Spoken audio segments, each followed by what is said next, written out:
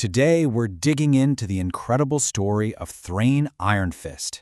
He's a really successful dwarven adventurer whose brand new faith takes him down a pretty wild path of prophecy, some truly shocking violence, and a self-proclaimed destiny to become a king. But right at the center of all this is a really fascinating and frankly brutal mystery. What actually happens when the very tool of a warrior's faith, his holy hammer, violently turns on him? Because this, right here, is where the story hits its climax.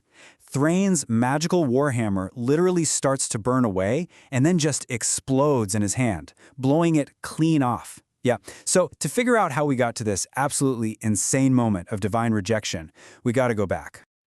All right, so let's set the stage. Before all the visions and the self-mutilation, we need to meet the dwarf at the very center of this storm. So this is Thrain Ironfist.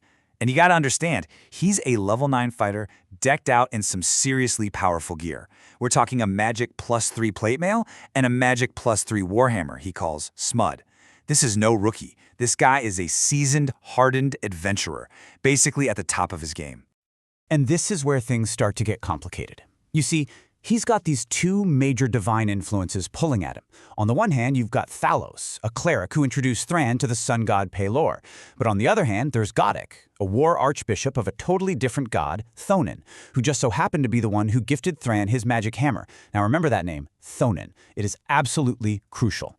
Lately, Thrain hasn't just, adopted the faith of Pelor. No. He has become completely and utterly consumed by it. He is all in.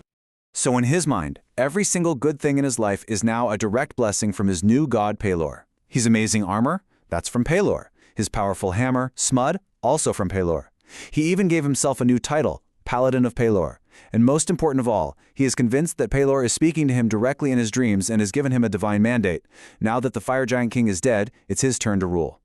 So you might be asking, how does a tough-as-nails warrior suddenly decide he's destined to wear a crown? Well, it all goes back to these intense visions he has while he's knocked unconscious in battle.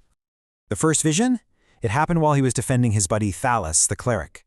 He gets knocked out cold, then gets healed and wakes up to this crazy scene. A bright light from a party member, the ground shaking from a volcano nearby, and his mind just stitches all these chaotic, unrelated events into one profound divine experience. His conclusion? Pelor himself had just made him a paladin. But it's the second vision, which happens right after the party's biggest win ever against the Fire Giant King, that really cements his royal ambitions. And this is where things get really weird and really violent. While he's out cold, his hammer explodes, destroying his hand and piercing his jaw. But instead of waking up and thinking, wow, my weapon is seriously malfunctioning, his faith twists this horrific event into a divine political decree. He decides his missing hand is obviously a sign that his one-handed friend Krimali is meant to be the hand of the king, and his pierced jaw, well, that's a clear sign that Thalos the cleric will be the voice of the king. It's a leap. The vision ends with this image of a giant holding up the entire world. And for Thrain, this isn't just some random dream. This is Pelor showing him the immense pressure of being a king, a burden that he now believes he is destined to carry. But here's the thing.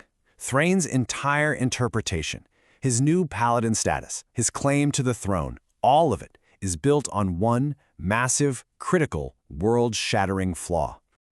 And that flaw brings us right back to our big question. Why on earth would a holy weapon, supposedly a gift from Pelor, violently mutilate the very guy that Pelor has supposedly chosen to be king? It just doesn't make any sense. Because the reality is, Thrain is completely wrong. His hammer, Smud, isn't a holy weapon of Pelor at all. It was a gift from a war archbishop of the god Theonin, and it is blessed by and loyal to Theonin. Thrain's most beloved weapon belongs to a rival god. And this isn't just a theory. The source material spells it out for us. It is the hammer of Thrain. Angry that I believe it is a hammer of Pelor. The weapon itself is an open rebellion. The divine war isn't out on the battlefield. It's between Thrain's new god and the god of his weapon, and it's playing out violently on his own body.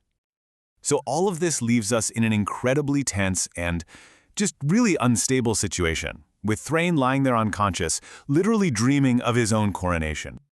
So right now, as he's dreaming of being king, his party has absolutely no idea they've just been handed royal appointments through divine trauma. And, get this, he's already planning to forge himself a new iron fist out of the enemy king's crown and stamp it with Pelor's symbol, an act that is almost guaranteed to make the angry spirit in his hammer even more furious. See, in his own mind, the transfer of power is done. It's a done deal. His reign has already begun. And that leaves us with one last, pretty chilling question. When someone's belief is so strong that they can rationalize their own hand being blown off as proof of their destiny, what amount of evidence could possibly be enough to make them see the truth? What happens when King Thrain Ironfist finally wakes up?